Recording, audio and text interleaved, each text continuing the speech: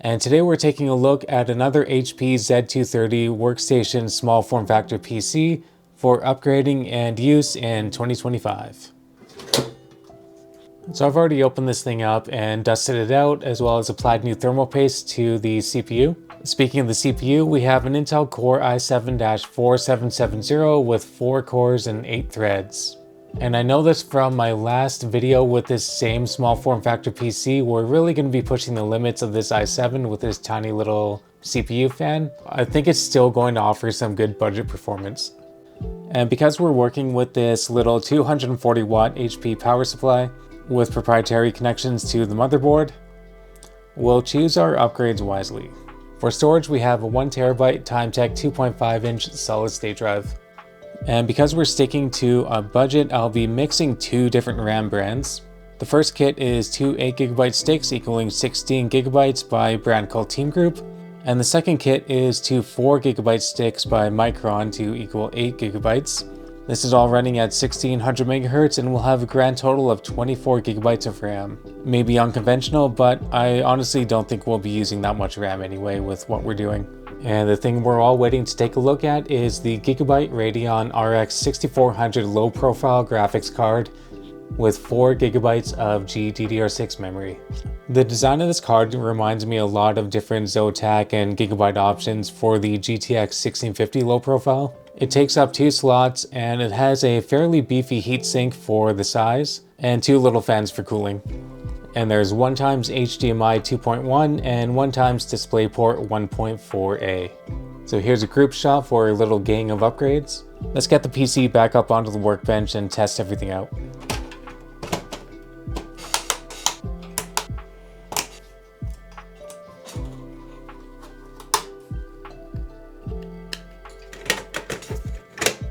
So I'll take a moment now to go install Windows and update all the drivers, and then we'll recap before doing some gaming and benchmarks. Alright, the system is all set up and ready to go. Windows 11 has been installed and is working pretty well so far. So first up, let's get the cover back on. Now I'm pretty interested to see what the temperatures are going to be like inside the case. I replaced these solid metal PCIe brackets with some extra ones I had laying around with honeycomb style ventilation. Hopefully that makes a difference, because otherwise we're just working with this one exhaust right here from that CPU fan, and I guess the power supply too actually. I covered this in my other Z230 video, but there is no real air intake, just some passive ventilation leading to that CPU fan. Before we move on to the test, let's go over some of the I/O on the front panel and the back of the motherboard. On the front here I installed that optical drive. Somebody might have a use for it. And there's further room for an expansion bay right here, but I don't have anything that fits the style of this case. Here's the power button with the blinking hard drive LED, and 2x USB 2.0, 2x USB 3.0 microphone and headphone jacks. On the back of the motherboard we have mouse and keyboard PS2 ports, which is kinda nice, RJ45 gigabit Ethernet port, 2x USB 2.0 that I currently have the mouse and keyboard plugged into, 3x DisplayPort, so you could actually set up a couple different displays to go along with what the graphics card has to offer. There's also a serial port, 2x USB 2.0, 2x USB 3.0, one of which I currently have my Steam games loaded up in this external NVMe enclosure, 2 audio jacks, and as I mentioned earlier, on the graphics card we have 1x HDMI 2.0 and 1x DisplayPort 1.4a. So first up with the test is my usual 11 minutes of raw 1080p footage in DaVinci Resolve 19.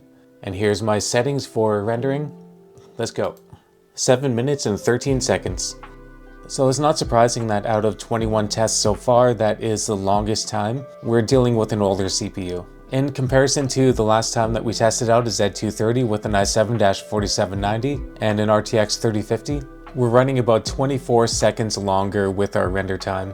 So not a huge difference, but on some kind of workload, definitely a difference. Now we can test out video encoding with Handbrake with 11 minutes of gaming footage, preset of Creator 1080p 60. We're mainly testing out the CPU with this one. Here we go.